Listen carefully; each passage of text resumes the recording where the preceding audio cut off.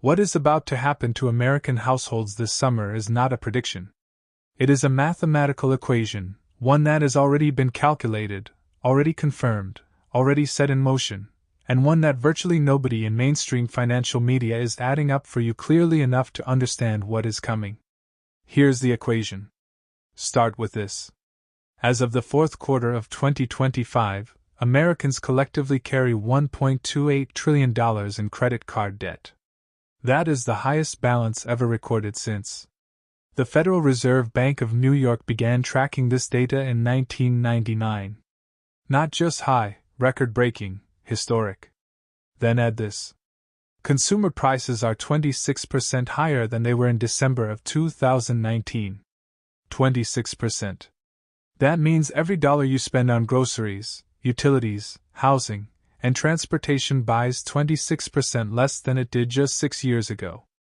Now add this. Gasoline has surged more than 30% in a single month following the outbreak of conflict in the Middle East, pushing the national average above $4 per gallon for the first time since August of 2022. Diesel has crossed $5.62 per gallon, up 49% since the war began. Then add this. Morningstar projects that non-durable goods, including food, apparel, paper products, and cleaning supplies, will rise 5.6% this year from tariff pass-through costs. And the worst of those price increases has not even hit store shelves yet. Industry analysts say mid to late 2026 is when the full tariff impact reaches retail prices. Then add this.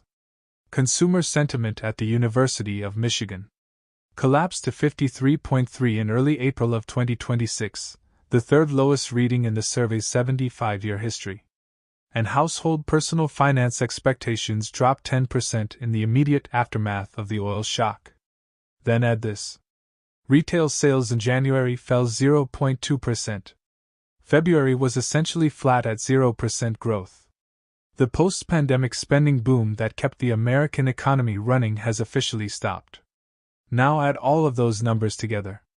$1.28 trillion in credit card debt, 26% cumulative price inflation, gas up 30% in a single month, food and consumer goods heading higher from tariff pass-through, consumer confidence at near historic lows, retail spending stalling completely, and underneath all of it, a personal savings rate of just 4.5% less than half the pre-pandemic historical average of around 8 to 9% that Americans maintained for decades.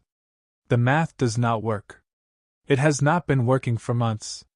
And this summer, when the seasonal squeeze of summer driving hits households already pinned against the wall, when the tariff costs that businesses have been absorbing finally pass through to grocery shelves, when the credit card interest charges continue compounding at average rates of 22.3% on carried balances, millions of American households are going to hit the wall that financial planners call the breaking point. Not metaphorically, mathematically. And the consequences for the economy, for markets, and for every investor in this country will be severe. Before this video is over, you are going to understand exactly how this breaking point was built, exactly which historical patterns it mirrors, and exactly what it means for your financial decisions in the months ahead. This is the information the consumer financial industry does not want you to have. Because when you understand it, you stop shopping and start preparing. Let me give you the 4-stage framework that makes this story not just alarming, but historically inevitable. Because the draining of American household savings is not a surprise. It is the final stage of a 4-stage mechanism that has played out in every consumer financial stress cycle in modern American history. Stage 1 is the cushion. This is where government stimulus or a period of forced savings, think lockdowns or a long expansion, builds up household financial reserves above their historical norm. Americans feel financially comfortable, spending accelerates, confidence is high. Stage 2 is the depletion. This is where rising costs, stagnant real wages, and the slow erosion of purchasing power begin eating through the cushion. Households do not feel the pain immediately because they are spending down savings they accumulated in Stage 1. The economic data still looks okay on the surface because consumption is being sustained by the cushion rather than by current income. Stage 3 is the bridge. This is where the cushion is gone, and households bridge the gap between their income and their expenses through debt.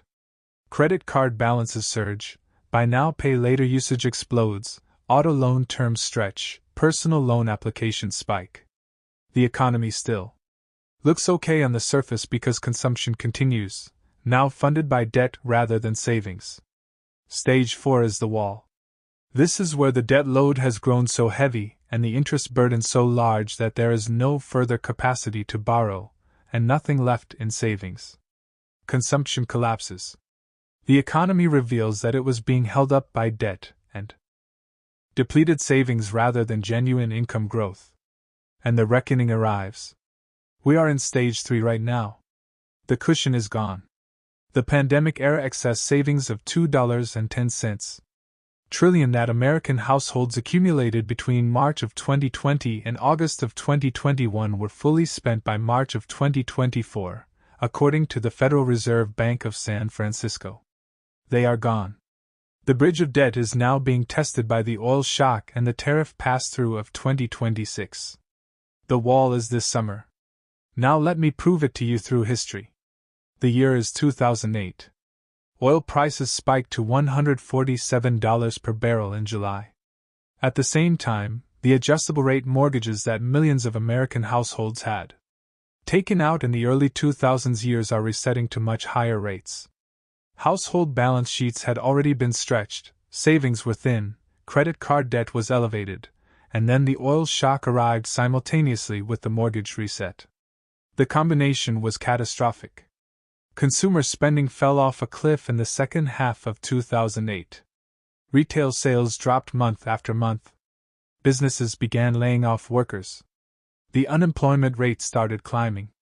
And the Federal Reserve, which had been trying to normalize rates, was forced to slash them to near zero in an emergency response. The key insight from 2008 is not the subprime mortgage element. It is the sequencing. Households were already financially stretched before the oil shock hit. The oil shock was not the cause of the crisis. It was the trigger that pushed already stressed balance sheets over the edge. Consumer spending collapsed because there was nothing left to spend, no savings, no spare credit capacity, an income that was being consumed by rising fuel and food costs before it could reach discretionary spending. The American consumer went from the engine of the global economy to the anchor around its neck in the span of approximately 9 months. The household financial stress that had been building for years revealed itself when the external shock arrived. Sound familiar? Check. Verified. Undeniable. Now travel forward to 2022. The Federal Reserve begins raising interest rates at the fastest pace in 40 years. The federal funds rate goes from near zero to over 5% in roughly 12 months. At the same time, inflation is running at 9.1%, the highest reading since 1981. Gasoline prices spike above $5 per gallon in June. And the pandemic excess savings buffer, which had been sustaining consumer spending through the inflationary environment, begins depleting at an accelerating rate. The San Francisco Fed reported that households drew down their excess savings at an average pace of $70 million per month since September of 2021, accelerating to $85 million per month toward the end of the drawdown. By March of 2024, those savings were entirely gone. But here is the critical element of 2022 that most economic commentators missed. Consumer spending held up deceptively well throughout most of that year. Why? Because households were spending their pandemic savings at an accelerating rate to sustain their living standards against rising prices. The consumption data made the economy look resilient. But underneath the consumption data was a rapidly depleting buffer that was masking the true deterioration in household financial health. When the buffer was gone, households were left with nothing but credit card debt at 22% annual interest to bridge the gap. The credit card balance surged from $770 million in the first quarter of 2021 to $1.28 trillion by the end of 2025, a 66% increase in 5 years, is the direct consequence of that depletion. Households did not suddenly get richer in their spending capacity. They got deeper in debt. Check. Verified. Undeniable. One more historical parallel, and this one comes from the 1970s. Because what is happening in 2026 mirrors the stagflationary spiral of that era more precisely than any other period in modern American financial history. In the 1970s, two oil shocks hit the American economy within a decade. The first in 1973 when OPEC imposed an oil embargo, the second in 1979 following the Iranian Revolution. In both cases, the mechanism was identical. Oil prices spike. Energy costs consume a larger share of household budgets. Spending on other goods and services falls. Businesses see demand decline. Workers get laid off.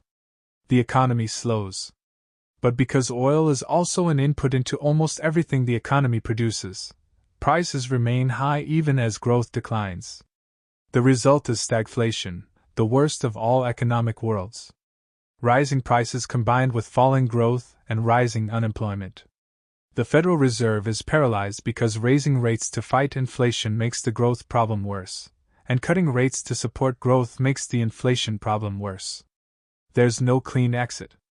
And the American household, caught between declining real income and rising prices for essentials, has no choice but to spend down savings or go into debt to maintain basic living standards. The St. Louis Federal Reserve has explicitly warned in April of 2026 that the fuel price spike since the start of the Middle East conflict could cost consumers the equivalent of 10 to 15% of this year's tax relief for every quarter that fuel prices remain near current levels. That means the tax cuts that the administration promoted as a key benefit for American families are being neutralized by the fuel cost surge. Not partially neutralized in some households, completely neutralized. And the stagflationary trap that the Fed now faces is precisely the 1970s scenario. Energy-driven inflation that rates cannot easily fix. Growth slowing beneath it.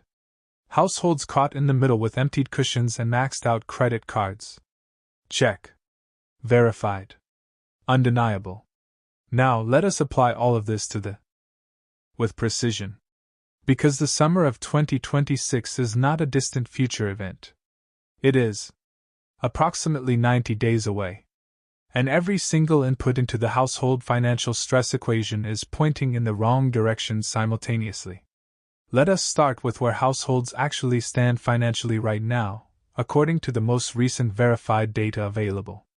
The Bankrate 2026 Emergency Savings Report, conducted with SSRS and YouGov in December of 2025, found that 56% of Americans have more credit card debt than emergency savings. Not a minority, a majority. More than half the country has less money saved than they owe on their credit cards.